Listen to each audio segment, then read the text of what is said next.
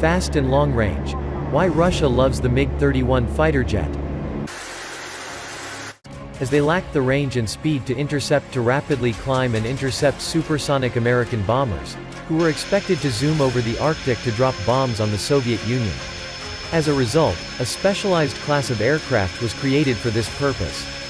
The first was the Tupolev Tu-28 and Tu-128. These aircraft would lay the template for later interceptors. They were large for good endurance, fast, and were armed solely with missiles.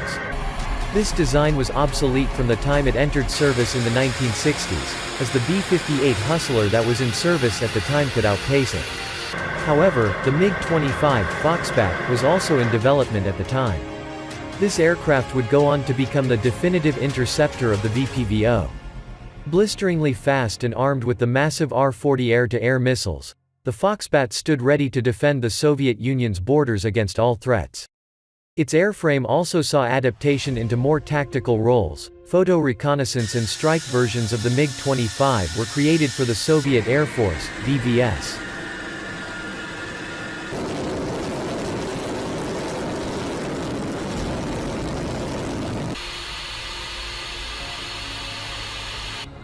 In the 1980s, the MiG-25 was followed up by the MiG-31, which added in a second weapons systems officer on all models and increased the flight performance, radar and weapons of the craft.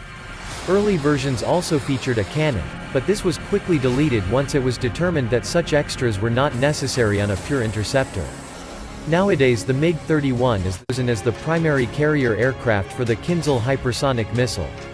But in August 2018, Russian outlets announced that experimental design work was beginning on a next-generation pure interceptor that is meant to replace the MiG-31. Following the naming convention of Russia's other next-generation aircraft projects, PAK-XX, the new interceptor project is called PAK-DP, or Prospective Aviation Complex Long-Range Interceptor. The continuation of a line of dedicated interceptors is interesting because the existing PAK-FA, Su-57 fighter in many ways could fulfill the same role as the MiG-31. It has a highly advanced radar, it can supercruise, maintain Mach 1+ flight without the use of afterburners, and it could be armed with long-range air-to-air missiles.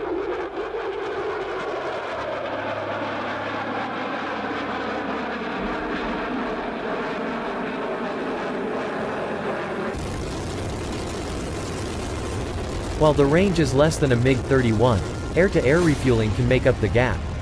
But since the capabilities as they stand are so similar, why the need for a separate airframe? Sukhoi fighters have also served in the interceptor role before. The Su-27P variant of the flanker was meant explicitly for the VPVO. There are a couple reasons why the Russian government still considers the PAK-DP to be necessary.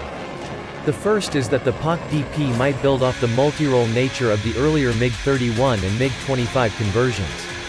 An aircraft close to the original conception of the F-111 could be in the cards for Russia in the PAK-DP. Something that can carry a ton of long-range missiles and also perform strike with a wide range of munitions, including hypersonic ones, while moving very fast. Another possible reason is that Russia wishes to keep the heritage of MiG alive within United Aircraft Corporation, UAC. Since Sukhoi has done the majority of the design work and has had its name attached to the PAK-FA, in the Su-57 designation, MiG needs a next-generation project of their own to work on. The MiG-35, while advanced, is still not of the PAK family of next-generation craft and MiG not have an aircraft to work on in the future. The last reason is that the VVS might want to future-proof their interceptor force against future developments in UAV technology. While the PAK-FA is fast, it does represent a step backward in speed compared to the MiG-31.